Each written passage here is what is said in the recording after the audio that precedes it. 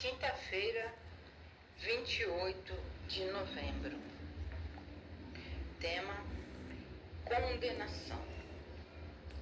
A palavra condenação é como se fosse uma sentença, onde um caso tenha sido julgado e a pessoa perdeu, a causa, então ela foi condenada. Por exemplo, uma pessoa é acusada de roubo, ela realmente roubou, fez-se um julgamento, tudo estava contra ela, o juiz decretou que ela teria que ser presa. Então essa foi a condenação dessa pessoa acusada.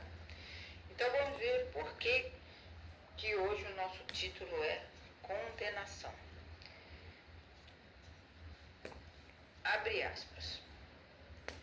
Quem nele crê não é condenado, mas o que não crê já está condenado, porque não crê no nome do unigênito Filho de Deus. Pois todo aquele que pratica o mal detesta a luz e não se aproxima da luz, para que suas obras não sejam reprovadas.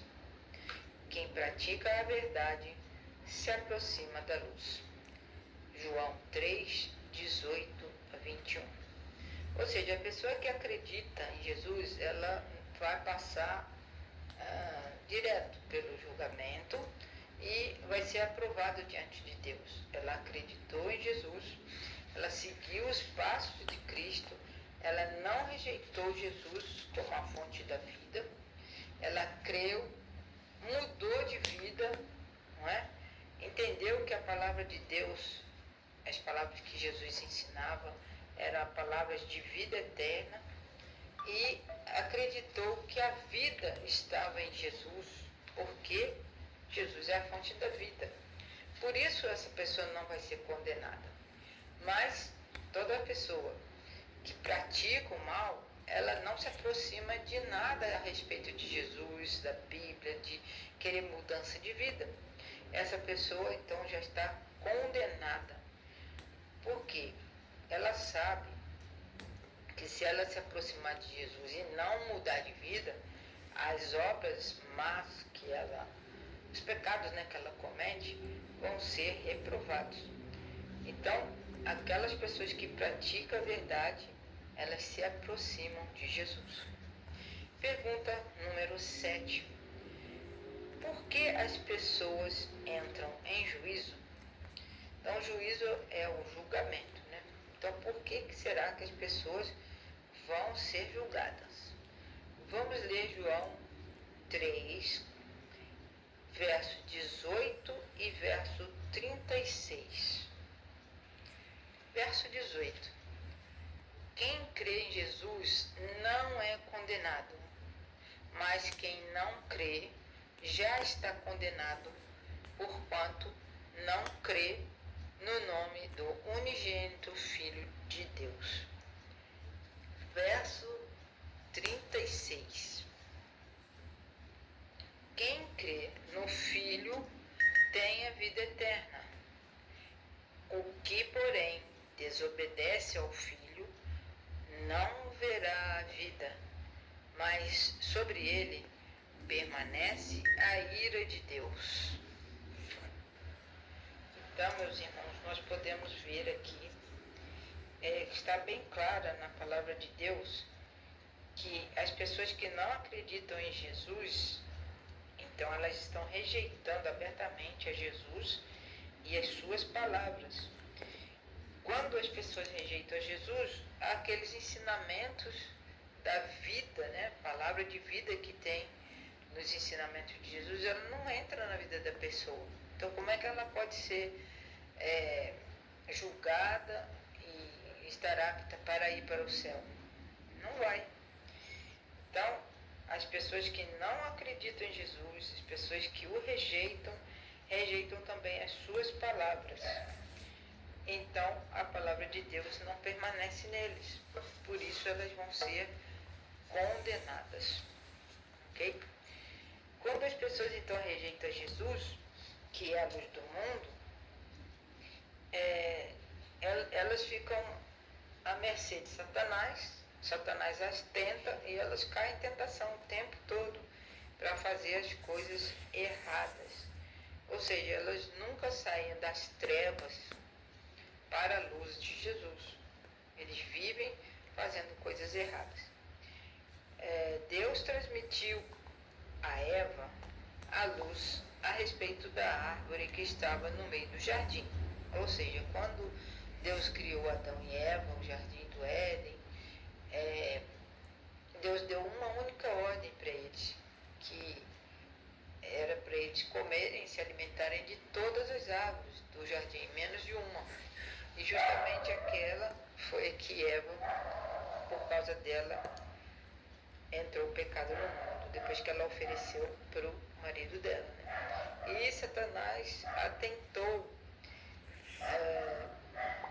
a duvidar da palavra de Deus. Qual foi a luz que Deus deu para ela? Não coma dessa árvore. Ela foi e fez justamente a sugestão de Satanás. Ela rejeitou o amor de Deus e aceitou aquela desobediência induzida por Satanás. A serpente comeu do fruto e agora tem poder de falar. Talvez esteja certa. Talvez Eva tenha pensado nisso. Quando a serpente estava falando com ela, ela falou assim, ela comeu do fruto, está aí na árvore, está viva, não morreu coisa nenhuma. Então talvez se eu comer também desse fruto, eu poderei ser igual a Deus. Então a Eva foi enganada e ela se afastou da luz que Jesus tinha dado para ela. O ensinamento que Jesus deu para ela, ela se afastou dele e aceitou a sugestão satânica. E pior ainda, ela ainda levou o fruto para o seu marido, Adão, né? E Adão foi pelo mesmo caminho.